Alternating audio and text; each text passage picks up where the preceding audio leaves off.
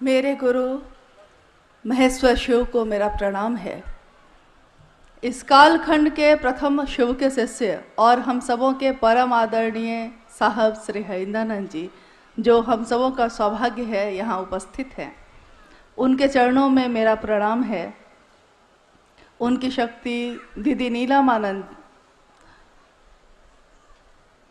सभी शिव शिष्यों के तरफ से, हम सबों के तरफ से उनको प्रणाम है।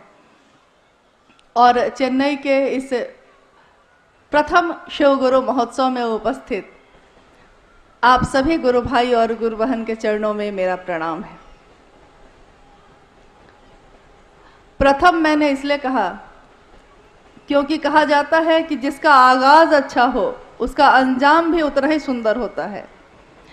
तो दक्षिण भारत, जहाँ शिव की गूंज सदियों से चलती ही आई है और कहानियों में, भजनों में, मंत्रों में, साधना की पद्धतियों में हम लोगों ने हमेशा यही सुना है, यही जाना है कि शिव जिनको महेश्वर कहा गया, शिव जिनको देवों का देव महादेव कहा गया, जिनके अनेक रूपों की पूजा होती आई है, आज से नहीं हजारों वर्षों से जिनके विभिन्न स्वरूपों की पूजा होती आई है, जिसमें अलग अलग तरह के लोग उनके अलग अलग रूपों की पूजा करते आए हैं। कुछ लोग महाकाल के रूप में पूजित करते आए उनको, कुछ लोग महायोगेश्वर के रूप में, कुछ लोगों ने महाओढ़रेश्वर, कुछ ने कपालिक किसी ने महा शमशानी के रूप में पूजा है, तो किसी ने निहंगी और उमा के पति के रूप में पूजा है। यानी हमारे इस दुनिया में, हमारे समाज में, हमारे परिवार में और व्यक्तिगत हम में हमेशा से ये रहा है कि शिव की पूजा होती आई। पूजा कौन करता है? कहा जाता है कि पूजा मन करता है हमारा। मन ही किसी से जुड़ता है, मन ही किसी को छोड़ देता है। यानी पूजा में भी हमारे मन का शामिल होना बहुत ज़रूरी है। आपने सुना भी होगा कि मंत्र की, अगर किसी मंत्र का उच्चारण कोई करता हो तो घर में बुजुर्ग कहते हैं, अरे मन में थोड़ा ध्यान लगाइए, यानी कि मन को थोड़ा उस देवी या देवता की तरफ ले जाइए जिसके श्लोक की आप लगातार जिसको पढ़ रहे हैं, जप रहे हैं। यानी मन ही किसी से जुड़ता है और मन ही किसी से नहीं जुड़ता। सबसे ज़रूरी यही आज तक हम लोगों ने समझा कि मन जिसको अपना समझता है, जिसकी परवाह करता है, हम मेरा है ये तो मैं उसकी परवाह करता हूँ, मेरा नहीं है तो मैं उसकी परवाह नहीं करता। इसी मैदान में जब शुरू में यहाँ का फोटो भेजा गया था तो यहाँ क्या था? चारों तरफ बड़ी बड़ी झाड़ियाँ थी, घास थे उगे हुए। आज जब आपके गुरु शिव का महोत्सव यहाँ हुआ तो आपने इसी जगह को कितने सुंदर ढंग से साफ सुथरा करके सजा दिया है। मेरे गुरु शिव का महोत्सव है आज, तो इस जगह को सजा दिया। कल को फिर आप नहीं आएंगे देखने। क्यों नहीं आएंगे? क्योंकि आपको लगेगा कि ये मेरा तो था ही नहीं, ये मेरा है ही नहीं। मेरा घर मेरा है, उसकी सफाई हम करते हैं, उसकी देखभाल हम करते हैं। मेरा परिवार, मेरे बच्चे, मेरा पति, मेरी पत्नी, मेरे माँ बाप, यानी जिस भी चीज़ से मेरा जुड़ा है, मेरी संपत्ति, मेरी ज़मीन, जिस चीज़ से भी मेरा जुड़ा हुआ है उसके प्रति हमारा मन परवाह करता है। और ये परवाह आपके लक्षण दिखाई दे जाते हैं कि आप कितनी परवाह किसकी करते हैं। हमारे ही समाज में, हमारे ही परिवार में ऐसे कितने लोग हैं, एक माँ के बच्चे हैं, एक माँ की संतान है, लेकिन जब बड़े होते हैं और संपत्ति का बंटवारा होने लगे तो क्या होता है? मन से भाई के प्रति भाव ही खत्म हो जाता है। एकदम पक्के दुश्मन नजर आने लगते हैं उस समय। संपत्ति, चीज़ें, ये सब चीज़ें इतनी ज़्यादा प्रभावी हो जाती हैं कि मन से भाई का भाव खत्म हो जाता है। और जिस दिन ये भाव खत्म हो जाता है हम उसकी परवाह करना भी छोड़ देते हैं। माता पिता बुजुर्ग हो जाएं और जिन्होंने पूरा जीवन हम लोगों को दे दिया हमारी उन्नति के लिए, हमारे परिवारजन के लिए, आज जब वो बूढ़े हो जाते हैं तो हमारे पास उनके लिए समय नहीं होता, मन से भाव खत्म हो जाते हैं, तो पता चलता है कि माँ है, पिता पिता हैं, ये भी याद नहीं रहता। तो वो शिव जो हजारों हजार साल से पूजित तो हुआ, घर घर में जिसकी पूजा हुई, शिवलिंग पे जिसके प्रतिदिन न जाने कितने जगहों पे जल का अर्पण किया जाता है, नमः शिवाय मंत्र की गूंज हर जगह होती है, और उनके महामृत्युंजय मंत्र ओम त्र्यंबकम यजामहे कितने जगहों पे, मंदिरों में, घरों में उसके जप होते हैं। लेकिन हम लोगों ने कभी ये नहीं सोचा कि हम जिसकी उपासना करते हैं, हम जिसकी पूजा करते हैं, उसके प्रति हमारा मन कितना जुड़ा हुआ है। क्योंकि पूजा पे भी हम बैठते हैं तो हमारा मन कहाँ होता है। आप सुबह सुबह नहा के पूजा जब करने जाते हैं तो क्या सही में उसी देवता या उसी भगवान, उसी शिव के प्रति आपका मन पूरी तरह समर्पित होता है? आप नहाए हैं, आपने पूजा की सामग्री ली है, आप बैठे हैं, लेकिन आपका मन कहाँ भटक रहा है? किसी का तो भटक रहा है कि रसोई में क्या बन रहा है, किसी का तो ये कि जितनी जल्दी हो अगरबत्ती दिखाते हैं और चल देते हैं क्योंकि दुकान खोलना है, किसी की ट्रेन छूट रही है, किसी की बस छूट रही है। ऐसी स्थिति में और ऐसे युग में खड़े हैं हम, जहां हमारा मन बेचैन बेचैन है, हर तरफ शोरगुल है, हर तरफ बेचैनी है, कहीं मन शांत नहीं होता। तो अब प्रश्न ये उठता है कि तब हम लोग ऐसी कौन सी साधना करें, ऐसे कौन से मंत्रों का जप करें जिससे हमारा मन उस शिव की तरफ चल सके। तो मंत्रों का जप करने बैठते हैं, मन भटक जाता है, साधना करने बैठते हैं, मन भटक जाता है, यहाँ तक कि हम योग और उपासना करने बैठते हैं तब भी मन भटक जाता है। लेकिन एक बात आपने गौर की होगी, अगर हम किसी से बात करते हों, अगर हम किसी से बातचीत करते हैं किसी भी विषय पे, तो उतनी देर तक हमारा मन उसी विषय पे लगा रहता है, चाहे वो व्यापार हो, चाहे वो पैसा हो, चाहे वो खेती हो, चाहे वो घर की कोई समस्या हो। अगर किसी एक विषय पे हमने बातचीत शुरू कर दी है, यहाँ तक कि आपने देखा होगा कि अगर राजनीति पे बात शुरू हो गई तो धीरे धीरे आसपास के सारे लोग उसमें शामिल हो जाते हैं। अगर क्रिकेट का मौसम है, क्रिकेट की बात हो रही है, सारे लोग उसमें शामिल हो जाते हैं। यानी अगर कोई एक व्यक्ति सही नियत से किसी एक विषय की बात करना शुरू करता है और अगर उस बात में ताकत है तो वो आसपास के सारे लोगों को खींच लेता है।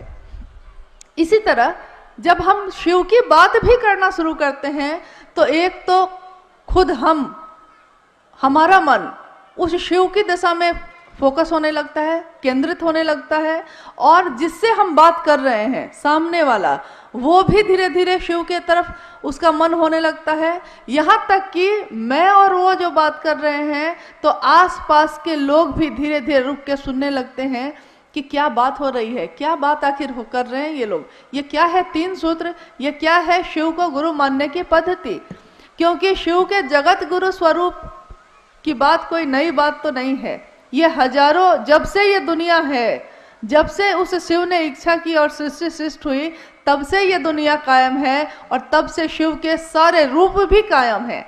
लेकिन अगर कोई बहुत अच्छा डॉक्टर हो और हम उससे दिखाने ही नहीं जाएं, तो उस डॉक्टर की कोई गलती नहीं होती, हम में बीमारी है और हम जाते ही नहीं दिखाने। यहाँ तक कि अगर दूसरे कहते भी हैं कि अमुक डॉक्टर बहुत अच्छा है, जरा आप वहाँ क्यों नहीं दिखा लेते, तो हम सोचते हैं कि अच्छा उसने कहा है कभी दिखा लेंगे, या फिर क्यों दिखाएं, उसके कहने पे क्यों दिखाएं, तो नहीं जाते। इसमें उस डॉक्टर की कोई गलती नहीं, गलती तो हमारी है कि हमने सुना भी, जाना भी, लेकिन हम गए नहीं।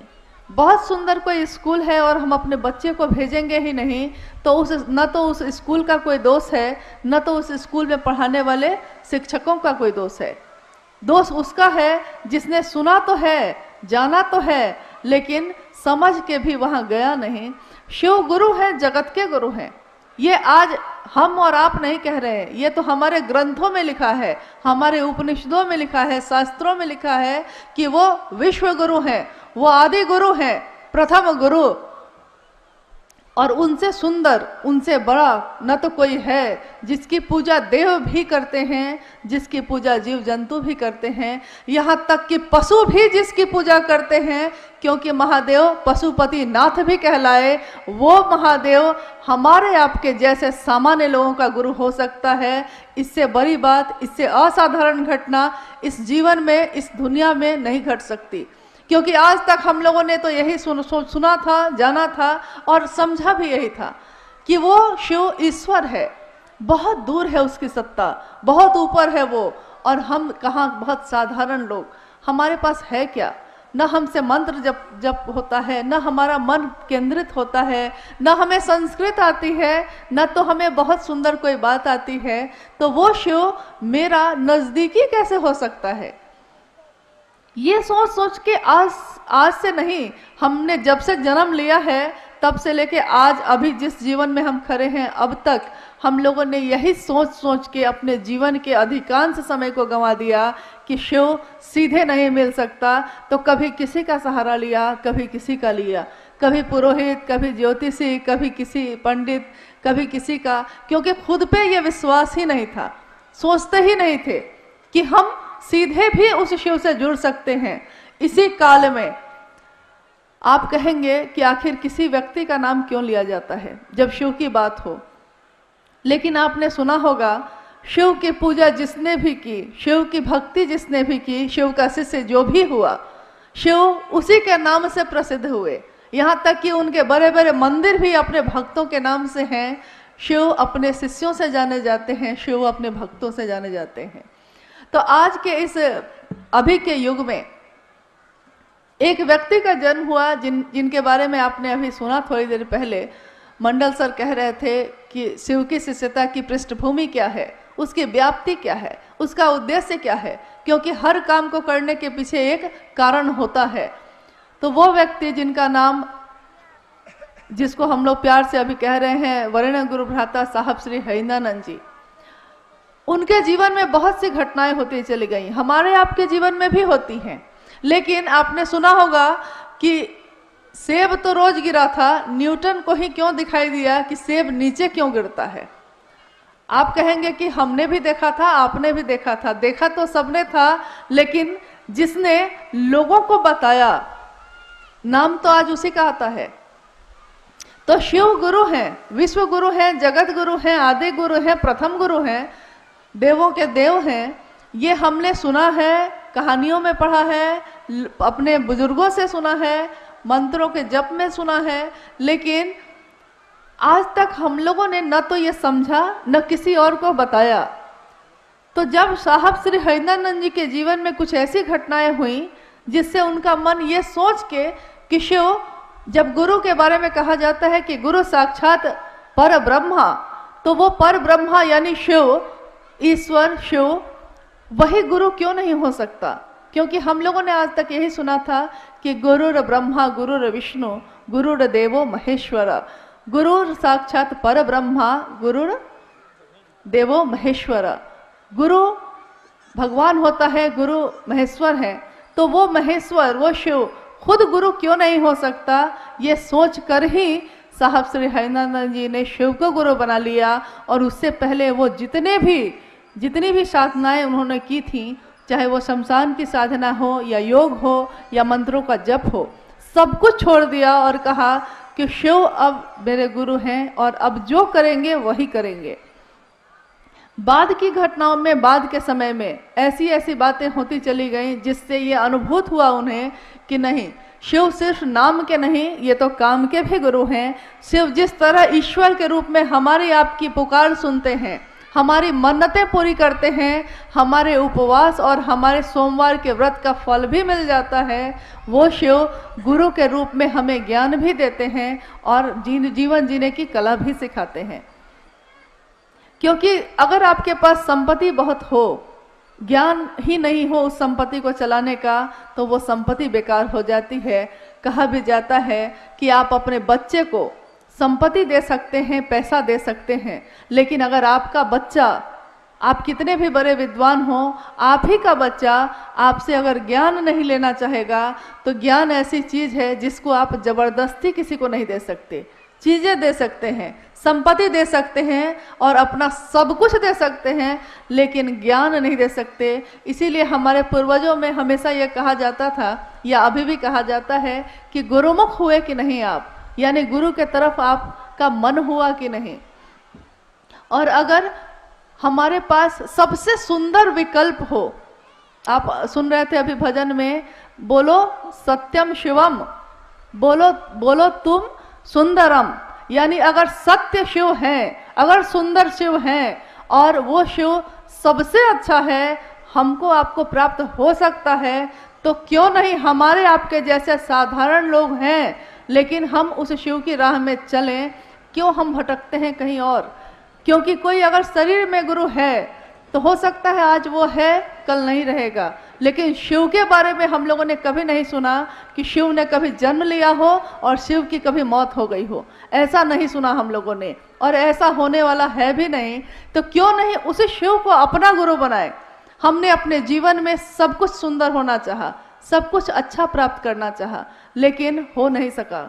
हमेशा चाहा कि सबसे अच्छा हो, सबसे ज़्यादा संपत्ति वाले होते, सबसे सुंदर होते, हमेशा अच्छा होता मेरा, लेकिन सोचते कुछ हैं। आज अभी बहुत सुंदर कुछ हो रहा है, अगले पल पता चलता है कि तबीयत बिगड़ गई है और हॉस्पिटल में आप नजर आ रहे हैं। अगले ही पल मेरा शरीर है, मेरा दिल है, मेरा दिमाग है, अगले पल में क्या सोचने वाला है, अगले पल में धड़केगा या नहीं धड़केगा, यहाँ तक कि मेरे रगों में बहने वाला खून का भी प्रेशर बढ़ेगा कि घटेगा, इस पे भी हमारा नियंत्रण नहीं।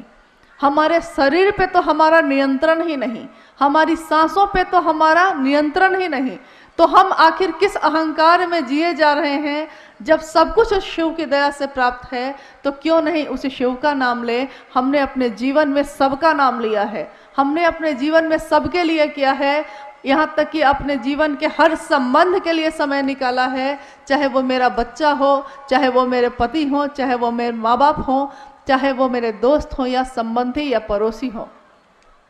यहाँ तक कि अनजान लोग भी अगर मुसीबत में पड़े होते हैं तो हम उनके लिए भी समय निकाल लेते हैं। लेकिन दुर्भाग्य कैसा है कि शिव की जगत में ही हम शिव के नाम का प्रचार करने की मुहिम में जुटे हैं।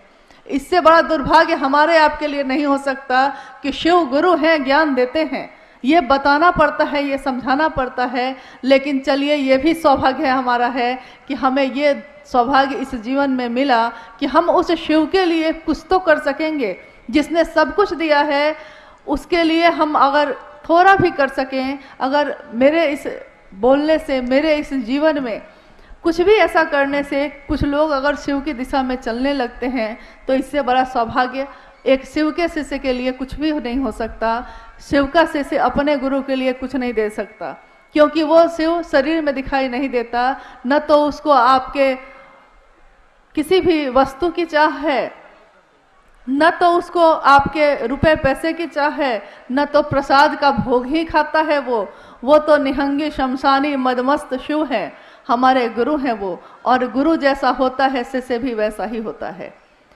आपने देखा होगा कि हमारे जीवन में कुछ ऐसी घटनाएं होती हैं कि किसी ने कुछ कह दिया है, हम उस बात को भूल नहीं पाते, हमारा मन उसी बात पे टिका रहता है कि उसने ऐसा क्यों कहा।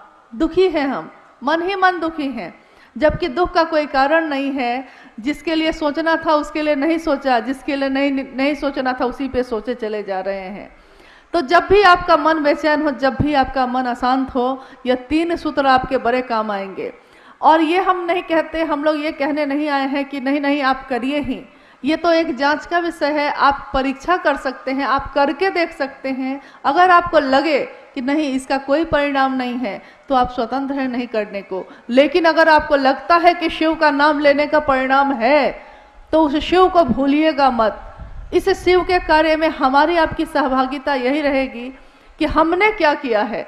पूरी दुनिया ने सब कुछ किया शिव के लिए, लेकिन मैंने क्या किया, ये मुझको थोड़ा विचार करना होगा, थोड़ा रुकना होगा। हर व्यक्ति शिव का नाम ले रहा है, शिव से प्राप्त कर रहा है, लेकिन उस शिव के प्रति कृतज्ञता ही नहीं है, कोई एहसान ही याद नहीं है। तो हम कैसे शिव की संतान, या हम कैसे शिव के शिष्य, या कैसे हम भक्त। यानी आइए आज हम लोग थोड़ी देर में उन साहब श्री हरिनानंद जी की बात सुनेंगे जिन्होंने अपने जीवन में वो ज्वाइंट सेक्रेटरी कैबिनेट बिहार सरकार से अवकाश प्राप्त एक प्रशासनिक पदाधिकारी रहे। उनके परिवार के में भी शिक्षा का ही माहौल रहा। उस माहौल में एक ऐसी संतान बन के वो निकले जिन्होंने अपने जीवन, लौकिक जीवन में तो अपना जो चरम था उसको देखा ही, पारलौकिक जीवन में भी लोगों का एक जो आवेश पैदा करना होता है, एक जो संदेश देना होता है, क्योंकि हमको भी कुछ मिलता है, लेकिन हम में से कितने लोग ऐसे हैं जो कुछ बढ़िया मिला हो तो चाहते हो कि दूसरे को भी थोड़ा बांट दें। इस जगत में, इस दुनिया में हर व्यक्ति इसी चाह में चलता है कि कौन मुझको जान ले, कौन कहाँ मेरी स्थापना हो जाए, मैं ही गुरु क्यों नहीं बन जाऊं, क्यों नहीं ये सारे लोग मेरे ही शिष्य बन जाएं। ऐसे जगत में शिव के शिष्य भी आए हैं जिन्होंने कहा है कि जब वो जगत गुरु शिव स्वयं गुरु है तो क्यों नहीं हमारे आपके जैसे लोग उनको गुरु मानते हैं। कहाँ कहाँ भटकते रहेंगे और कब तक भटकते रहेंगे। शिव के शरण में चलें, शिव के पास चलें, शिव से दया मांगें, शिव की चर्चा करें और उस शिव को उन्हीं के पंचाक्षरी मंत्र नमः शिवाय से प्रणाम करने का थोड़ा अभ्यास करें। थोड़ा मन में ये अभ्यास आ जाए कि मन जप ले उस शिव का नाम। कहा जाता है कि सांसों की माला पे, सांसों की माला जन्म से शुरू होती है और मौत के साथ खत्म हो जाती है। उन सांसों की माला पे जप लूं मैं शिव का नाम। हे शिव, आप मेरे गुरु हैं, मैं आपका शिष्य हूँ, मुझे शिष्य पे दया कर दीजिए। ये कह आप अपने मन से कह के तो देखिए, देखिए उस शिव की दया तो चल ही रही है। हम ही लोग उनकी तरफ नहीं जाते, हमारा ही मन नहीं जाता। थोड़ी उस शिव की चर्चा करके देखिए क्या होता है जीवन में। थोड़ा उस शिव को नमः शिवाय मंत्र से प्रणाम करके देखिए। इसके लिए भी आपको न तो कहीं जाने की जरूरत है, न तो किसी भी चीज की जरूरत है। सांस चलती है आपकी, आती है और जाती है। उसी सांस पे आप बहुत सहज और सरल ढंग से नमः शिवाय का अभ्यास कर सकते हैं। जब सांस अंदर जाती है मन में सोचिए नमः जाता है, जब सांस बाहर आती है सोचिए कि शिवाय जाता है। नमः शिवाय, नमः शिवाय, ये एक ऐसा वर्तुल कायम करता है जो हमारे मन में भी उस शिव की गूंज पैदा कर देता है। हम नहीं जानते कि उस शिव का तत्व क्या है, हम नहीं जानते वो शिव कैसे दिखते हैं, सचमुच में उनका आकार कैसा है, लेकिन हम लोगों ने तस्वीरों में भी देखा है कि जो शिव के शरण में रहता है, जो शिव के मन के पास अपना मन ले जाने की कोशिश करता है, उसके मन की तमाम संकीर्णताएं खत्म हो जाती हैं, स्वतः ही खत्म हो जाती हैं। साहब की लिखी हुई एक किताब है शिष्यानुभूति, छोटी सी किताब है। क्या आप लोगों के पास, किसी के पास है वो किताब? आप लोगों में से किसी के पास शिष्यानुभूति है? कभी पढ़ा है आपने?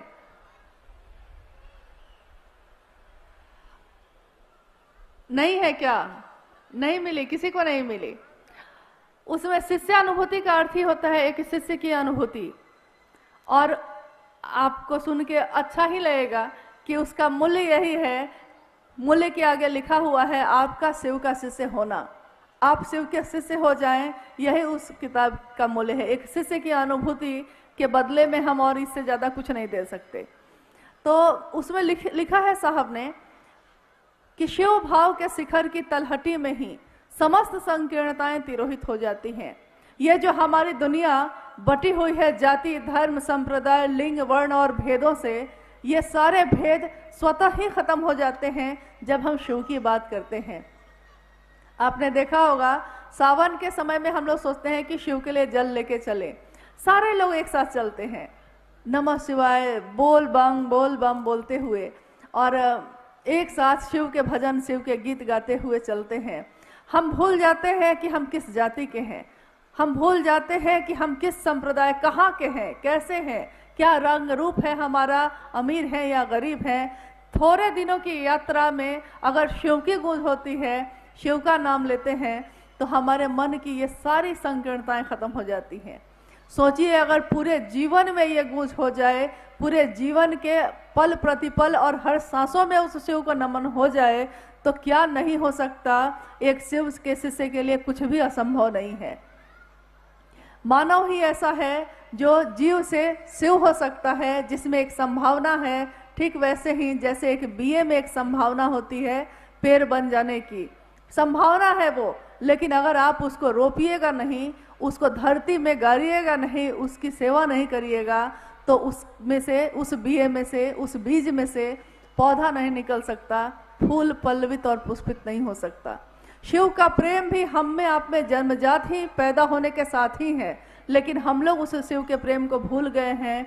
आइए इस शिव गुरु महोत्सव के माध्यम से, शिव की बात के माध्यम से हम अपने मन में बड़े उस बीए को थोड़ा सिंचित करें, थोड़ा सींचे, अपने मन के भाव से, अपने विचारों से, अपनी बोली से, अपने प्रणाम से, ताकि हमारे मन में भी शिव की शिष्यता पल्लवित हो, पुष्पित हो और हमारा आपका जीवन भी शिवमय हो। थोड़ी देर में साहब श्री हरिनानंद जी से हम लोग सुनेंगे कि कैसे हम अपने गुरु की दिशा में चल सकते हैं, किस तरह चलें, क्या करें। इसके लिए थोड़ी देर में वो तुरंत उपस्थित होंगे और हमारा अनुरोध होगा उनसे कि हम सभी शिव शिष्यों को ऐसी ऊर्जा दें ताकि आने वाले समय में हम अपने शिव के लिए कुछ भी काम आ सकें। हमने अपने जीवन में सबके लिए किया, थोड़ा शिव के लिए भी करें। आइए चलते हैं और आप सभी के चरणों में मेरा प्रणाम है, इसी अनुरोध के साथ कि आज मिले तो हैं, लेकिन इस मिलन को भूलिएगा नहीं, इस बात को भूलिएगा नहीं। हम न रहेंगे, आप न रहेंगे, लेकिन हमारी संतान, हमारे परिवार, हमारे इस दुनिया में शिव का नाम चलता रहे। बस यही हमारा सबसे बड़ा कार्य, सबसे बड़ी सहभागिता शिव के गुरु कार्य में होगी। आप सभी के चरणों में मेरा प्रार्थना।